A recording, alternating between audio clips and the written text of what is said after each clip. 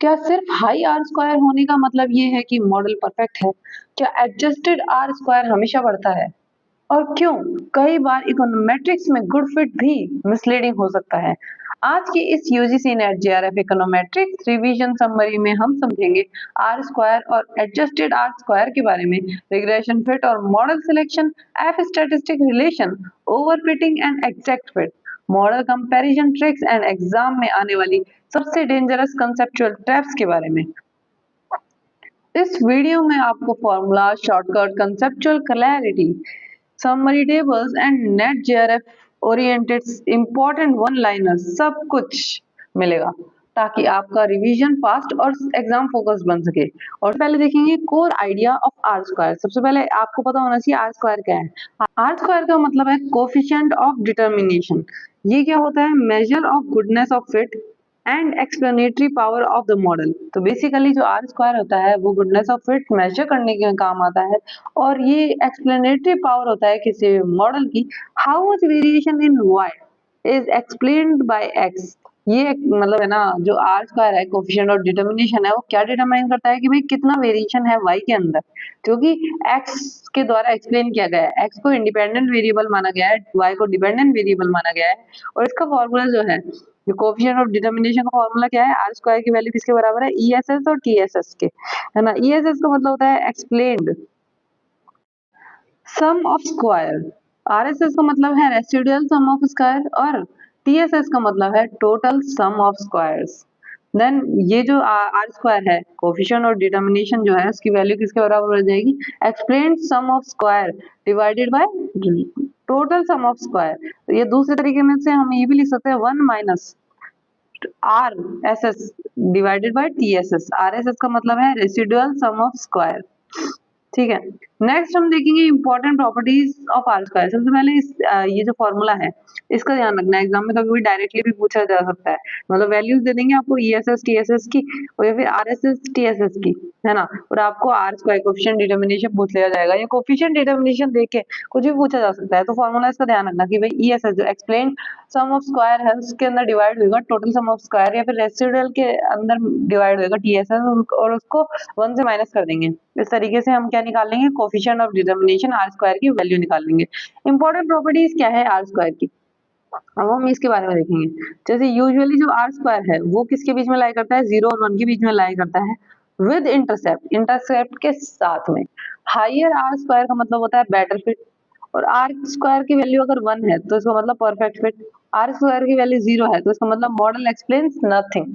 मतलब जो R square था वो क्या एक्सप्लेन करता था? गुडनेस ऑफ फिट को और एक्सप्लेनेटरी पावर एक मॉडल की, मतलब वेरिएशन एक्सप्लेन करता था वाई के अंदर, एक्स के द्वारा एक्सप्लेन कितना गया है किया गया है। तो आर स्क्वायर की अगर वैल्यू 0 है तो इसका मतलब क्या है? तो मॉडल है ना एक्सप्लेन कर रहा है कुछ भी नहीं। एडिंग रिग्रेसर, अगर हम रिग्रेसर ऐड करेंगे तो आर स्क्वायर नेवर डिक्रीजेस। देखो रिग्रेसर ऐड करने की वजह से जो कोएफिशिएंट ऑफ डिटर्मिनेशन है वो कभी भी डिक्रीज नहीं होगा, इस चीज का ध्यान रखना। देन हम बात करते हैं एडिंग इररिलेवेंट वेरिएबल्स। तो if a useless independent variable is added तो रिजल्ट क्या होगा? R square stay the same और इंक्रीजेस स्लाइटली। तो एक चीज हमने नोटिस करी कि भी रिग्रेसर के ऐड होने पे, है ना, जो आर स्क्वायर है वो कभी भी डिक्रीज नहीं होगा। और है ना, अगर हम उसमें के अंदर इंडिपेंडेंट वेरिएबल, जो इंडिपेंडेंट वेरिएबल को अगर यूजलेस इंडिपेंडेंट वेरिएबल को ऐड करें तो जो आर स्क्वायर है वो तो या तो सेम रहेगा या थोड़ा सा इंक्रीज हो जाएगा। वाई क्यों इंक्रीज होगा? क्योंकि जो ओएलएस है मिनिमाइज करेगा किसको? आरएसएस को।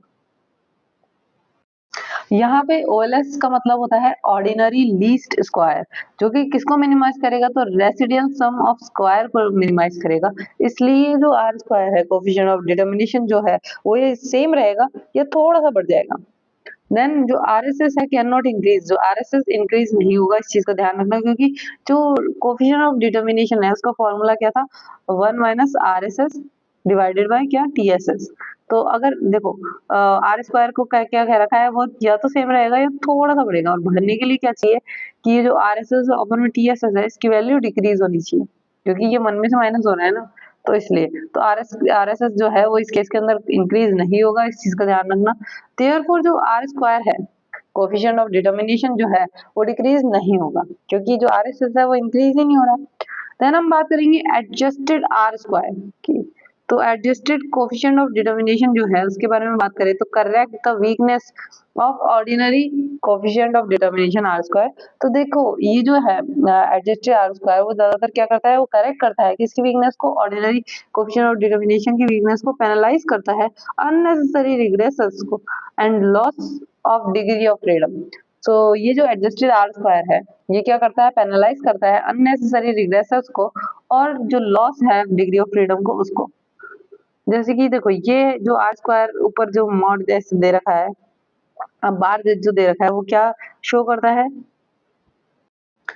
तो देखो वो उसकी वैल्यू क्या है, एडजस्टेड कोफिशिएंट ऑफ डिटर्मिनेशन की 1 के अंदर हम माइनस करें आरएसएस उसको डिवाइड कर दे n माइनस के से और टीएसएस उसको डिवाइड कर दे n माइनस 1 से। जो n है उसका मतलब होता है नंबर ऑफ ऑब्जर्वेशन, जो k है उसका मतलब है number of parameters including intercept. जो k है वो इंटरसेप्ट का इंक्लूड करता है और n का मतलब ऑब्जर्वेशन होता है। ये जो है ये इसका सिंबल है किसका, एडजस्टेड आर स्क्वायर का सिंबल है। दोनों में डिफरेंस हो गया ना, जो आर स्क्वायर होता है उसको नॉर्मल वाले को इस तरीके से रिप्रेजेंट करते हैं और जो एडजस्टेड वाले को इस तरीके से रिप्रेजेंट करते हैं। उसका फॉर्मूला क्या है, 1 में से वही माइनस करना है, लेकिन बस इसके अंदर क्या है, एक एक्स्ट्रा चीज रहेगी एडजस्टेड के अंदर, डिग्री ऑफ फ्रीडम एक्स्ट्रा हो जाएगी, जो एक में n माइनस के है और दूसरे में n माइनस 1 है। देन हम बात करेंगे की डिफरेंसेस वर्सेस, मतलब जो की डिफरेंस है कोफिशिएंट ऑफ डिटर्मिनेशन के अंदर और एडजस्टेड आर स्क्वायर के अंदर, उसके बीच में हम की डिफरेंस देखेंगे। तो फीचर्स आर स्क्वायर और एडजस्टेड आर स्क्वायर, देखो पेनलाइज एक्स्ट्रा वेरिएबल तो ये नहीं करता है, ये करता है ऑलवेज राइज विद रिग्रेसर, तो ये राइज होता है और ये राइज नहीं होता है क्योंकि ये पेनलाइज कर चुका है। यूज्ड फॉर मॉडल कंपैरिजन, तो ये एक वीक है और ये बेटर है। कैन बिकम नेगेटिव, तो ये रेयरली नेगेटिव होता है और ये आर स्क्वायर नेगेटिव हो सकता है, तो इसका भी ध्यान। अब हम बात करेंगे when does adjusted R square falls. तो एडजस्टेड आर स्क्वायर फॉल कब करेगा, तो एडजस्टेड आर स्क्वायर जो है वो डिक्लाइन होएगा when new variable contributes very little explanatory power. तब जो नया वेरिएबल है वो बहुत ही कम एक्सप्लेनेटरी पावर के अंदर कंट्रीब्यूट करे, तो जो एडजस्टेड आर स्क्वायर है वो क्या करेगा, डिक्लाइन हो जाएगा। इंपॉर्टेंट रूल क्या है, फॉल्स व्हेन जो टी मॉड है वो लेस देन होना चाहिए 1 के for the added regressor, added regressor के लिए।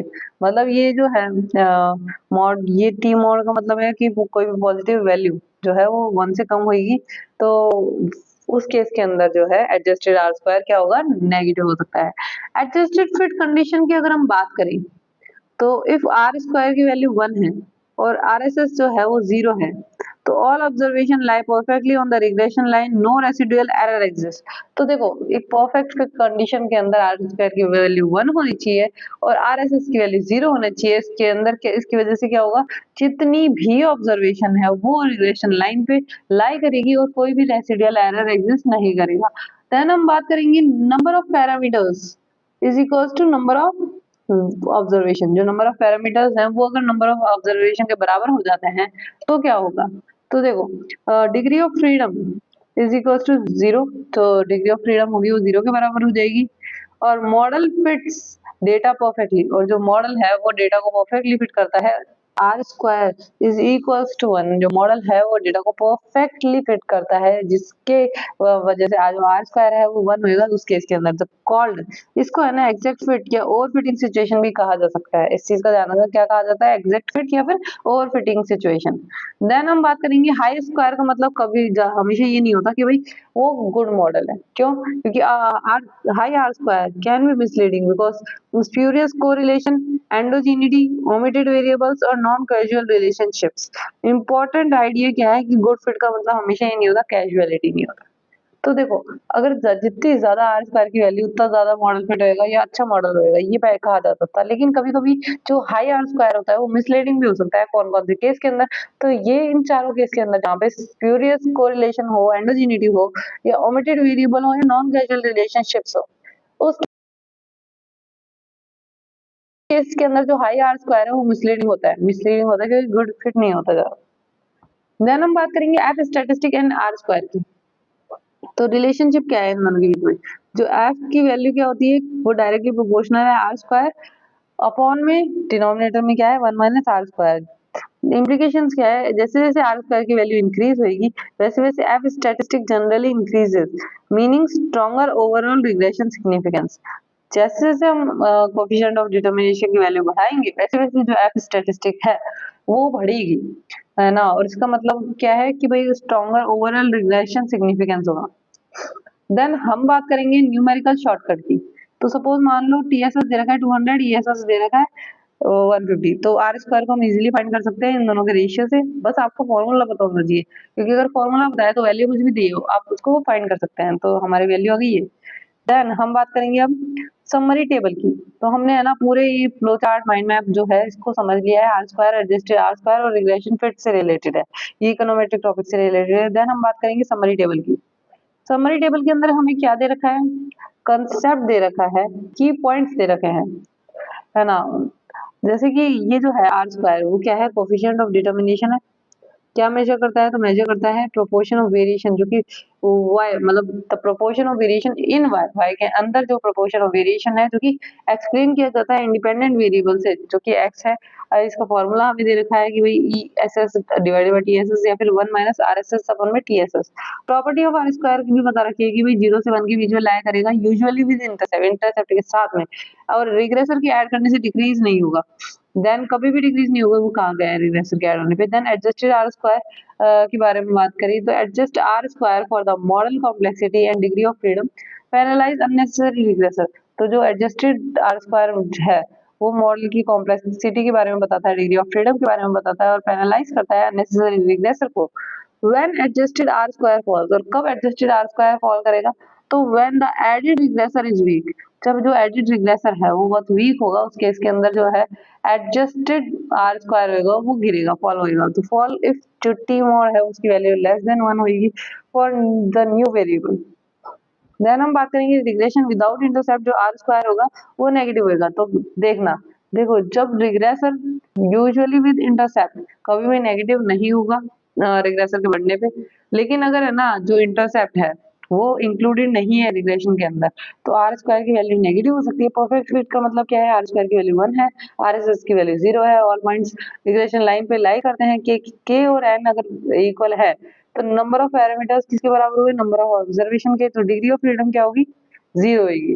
तो आर स्क्वायर की वैल्यू इस केस के अंदर 1 होगी एग्जैक्ट फिट या फिर ओवर फिटिंग वाले केस के अंदर। मॉडल सिलेक्शन की हम बात करें तो use adjusted R square for comparing models with different numbers of regressor.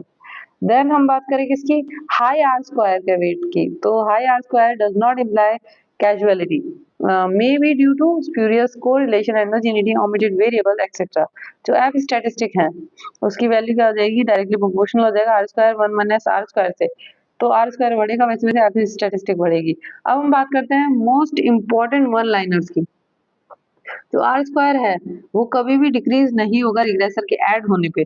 Adjusted R square क्या करता है, पेनलाइज करता है अननेसेसरी वेरिएबल को, और एडजस्टिंग आर स्क्वायर डिक्लाइन हो सकता है कब, जब रिग्रेसर ऐड जो हुआ है वो वीक हो। तो देखो आर स्क्वायर कभी भी नेगेटिव नहीं होगा या फिर डिक्रीज नहीं करेगा जब रिग्रेसर को ऐड किया जाएगा, जबकि एडजस्टेड आर स्क्वायर है वो डिक्लाइन हो सकता है कब, जब जो एडेड रिग्रेसर है वो वीक हो। Regression without intercept can produce negative R square. तो वो रिग्रेशन जिसके अंदर इंटरसेप्ट नहीं होता है वो प्रोड्यूस करता है नेगेटिव आर स्क्वायर को। आर स्क्वायर की वैल्यू 1 और T S R S S की वैल्यू 0 का मतलब परफेक्ट फिट होता है। R square does not imply causality, तो आर स्क्वायर इम्प्लाई कैजुअलिटी को इम्प्लाई नहीं करता है। Adjusted R square is preferred for model comparison, तो एडजस्टेड आर स्क्वायर का इस्तेमाल किया जाता है मॉडल की कंपैरिजन में।